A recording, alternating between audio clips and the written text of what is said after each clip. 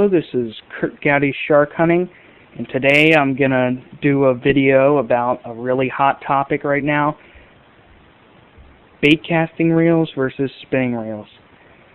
And I know there's some guys out there that only use spinning reels, and that's all they ever care about. It's just spinning reels. They say, I'll never ever use a bait caster, and that's mostly the older crowd. Guys 50 years old, the really veteran casters, like using spinning reels.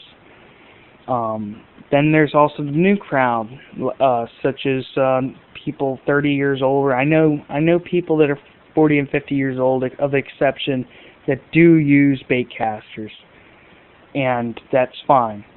It's just pretty much your personal preferences. For me, I don't care. I'll use them all. So let's get started.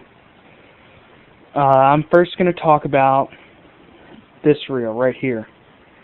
This is a Daiwa Wave. This is my smallest spinning reel I own.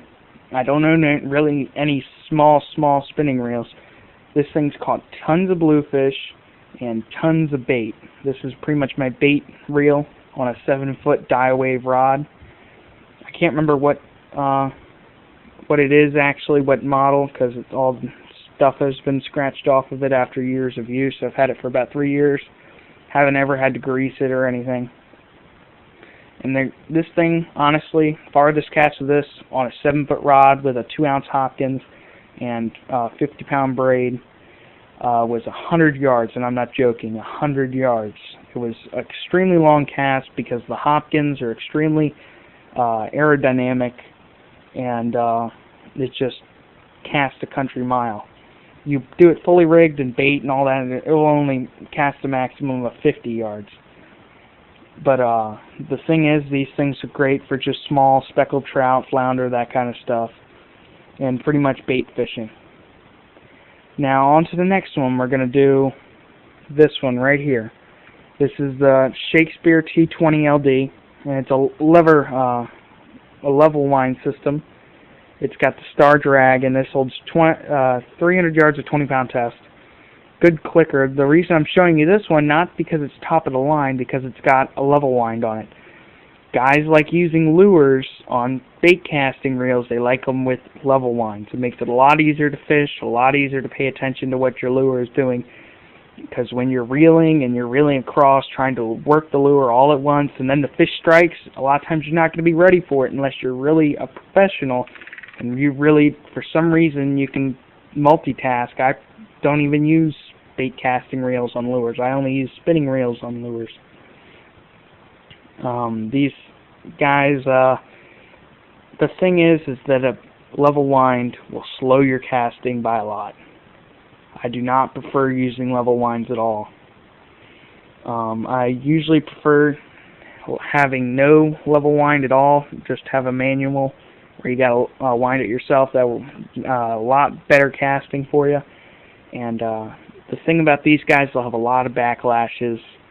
If you don't put your thumb on the spool, as soon as it hits the water, you gotta put your thumb on the spool, or it will bird's nest and roll over itself, and that's a pain to get out. Especially, trust me, I've worked 30 minutes trying to get out one backlash.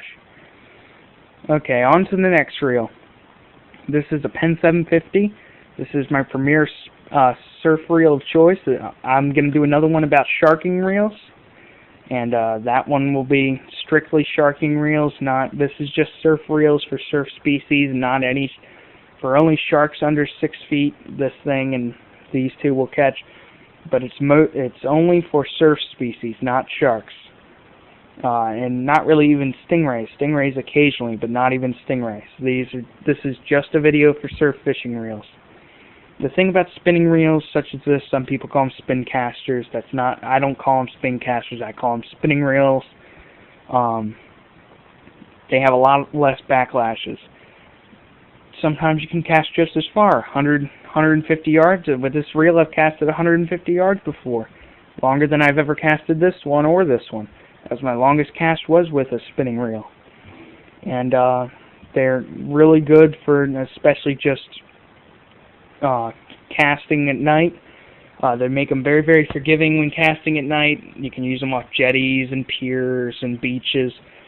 pretty much for a new fisherman, I would recommend getting a spinning reel. I would not recommend any new fisherman to get a bait casting reel. They will lose miserably, and they probably won't catch a single fish. After you work for about a year with a spinning reel, then I would recommend working on bait casting. Get the technique down with a spinning reel, and then you'll have it all. The guys in Montauk, do not use bait casters on lures when they're working lures, because you can cast a lot lighter lures with a spinning reel.